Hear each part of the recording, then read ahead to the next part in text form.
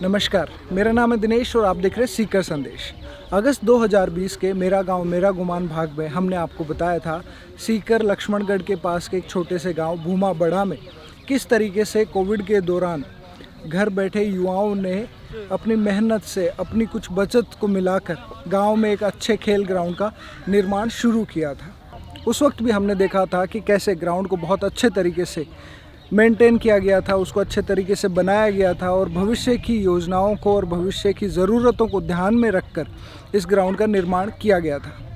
युवाओं के द्वारा ये की गई बहुत ही अच्छी पहल थी जिसे बाकी अन्य गांवों ने भी स्वीकारा और बहुत से गांवों में इस तरह के निर्माण हमें अगले कुछ समय में देखने को मिले।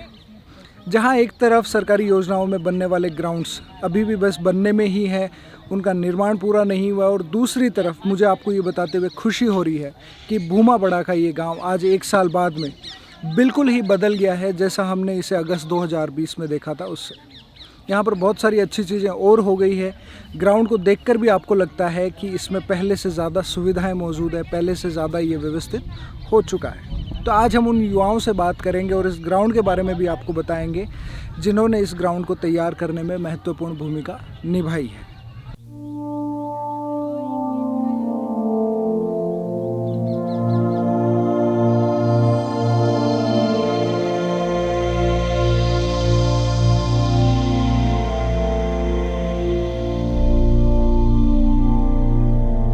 खेल ग्राउंड की नींव रखने वाले दो ऐसे युवा नरेंद्र जी और विकास जी आज हमारे साथ हैं। आप लोगों ने अपने लॉकडाउन के समय का सदुपयोग करते हुए गांव में एक खेल ग्राउंड की स्थापना करी। तो नरेंद्र जी, आप बताएं कि इस 1 साल के समय में इसमें क्या कुछ बदलाव आया, क्योंकि हमने देखा था कि अगस्त 2020 में ग्राउंड कैसा था और आज काफ़ी बदला हुआ दिखाई दे रहा है। पिछली बार जब आपने विजिट किया था यहाँ पे तो कुछ जगह ऐसी थी जिसमें ग्रीनरी पूर्ण रूप से कवर नहीं हो पाई थी। अच्छा। तो उसमें भी हमने पूरे में दूब लगाने का प्रयास किया और वो सफल भी आज। इसके बाद में 2 जगह ऐसी थी जो खाली पड़ी थी, उसमें हमने लगभग 1000 के करीब पौधे लगा चुके हैं। अच्छा। और वेल डेवलप्ड जैसे नेचर पार्क होता है ना, यूँ डिजाइन करके। अच्छा। उस हिसाब से हमने प्रयास किया है। एक दूसरी जगह उसको भी as a mini nature park होता है, उसमें पौधे भी लगा रखे हैं, दूब भी लगा रखी है और यूँ सीटिंग के लिए कुर्सियाँ भी हैं वहाँ पे, तो शाम को आ सकते हैं। बैडमिंटन के लिए भी हमने हमारे स्तर पे एक छोटा सा कोर्ट बनाया है जिसमें आराम से खेल सकते हैं बैडमिंटन। अच्छा। तो यूँ काफ़ी चेंजेस किया है हमने, तो ठीक है, आगे प्रयासरत हैं इसमें। बिल्कुल। विकास जी, आप बताएं कि जैसे हमने यहाँ ग्राउंड को देखा, काफ़ी सारी सुविधाएं मौजूद है, लेकिन कौन कौन से खेल हैं या जिनकी यहाँ पे सुविधा है, इसके अलावा गांव के जो लोग हैं किस काम में इस ग्राउंड को सबसे ज़्यादा लेते हैं? गांव के लोगों का क्या मतलब है ना, इसको लेकर क्या माहौल है, क्या राय है? जैसा कि ये जो इतना बड़ा ग्राउंड है, ये तकरीबन 10 बीघा में फैला हुआ ग्राउंड है। अच्छा। इस ग्राउंड में बेसिकली फ़िलहाल तो क्रिकेट चल रहा है, लेकिन शाम को अगर आप देखेंगे तो शाम को फुटबॉल भी खेला जा रहा है और तकरीबन 30 से 40 युवा यहाँ पे फुटबॉल खेलते हैं। और ये क्रिकेट का ही ग्राउंड नहीं है, इस ग्राउंड में आप बेशक फुटबॉल खेल सकते हैं। सामने जैसा कि नरेंद्र जी ने बताया, पीछे बैडमिंटन कोर्ट है और इसके अंदर एथलेटिक्स के लिए ट्रैक बनाया हुआ है, जो कि हमने पहले भी इवेंट्स करवाई हैं। पिछली बार 15 अगस्त को हमने यहाँ पे इवेंट्स करवाई हैं, 2 बार ऐसे इवेंट्स हुई हमने बच्चों को प्रमोट करने के लिए। जैसा कि क्रिकेट है आजकल सिर्फ हर जगह यही खेला जा रहा है, तो हमारा मकसद ये है कि इस गाँव के युवा हर खेल में पार्टिसिपेट करें और अलग अलग खेलों में नाम रोशन करें।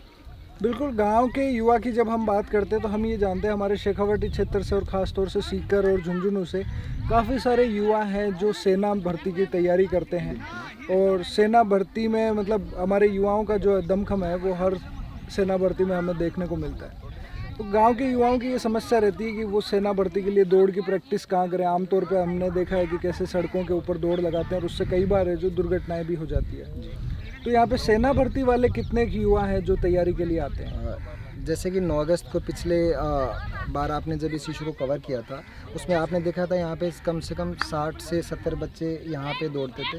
हालांकि सभी सेना भर्ती के लिए नहीं थे, क्योंकि उसमें कुछ अभी युवा भी हैं जो 10th 12th स्टैंडर्ड में हैं। तो पिछली भर्ती में अभी 13 बंदों का फिजिकल सिलेक्शन हुआ है अभी। अच्छा। वो बच्चे अभी उनका जो रिटन एग्ज़ाम है वो पेंडिंग है।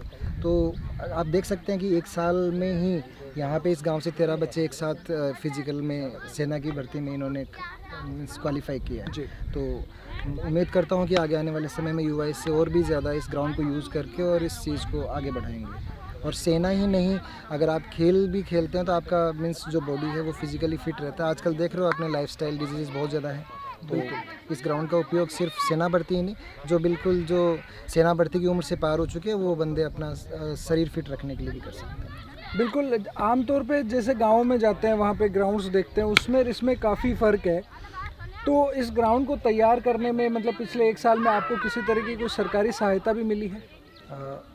सरकारी सहायता तो यहाँ पे जैसे मंत्री जी से हम मिले थे, तो मंत्री जी ने यहाँ पे ट्यूबवेल मुहैया करवाई थी। अच्छा। आप देख रहे हो जितनी जो यहाँ पे हरियाली दिख रही है वो बिना ट्यूबवेल के तो यहाँ पे संभव नहीं थी। बिल्कुल। क्योंकि यहाँ पे मैंने जैसे पिछली बार आपको बताया था कि 3 फेज़ में काम चल रहा है। ये जो पहला फेज़ ये आप जहाँ जो ग्राउंड दिख रहा है आपको ये है।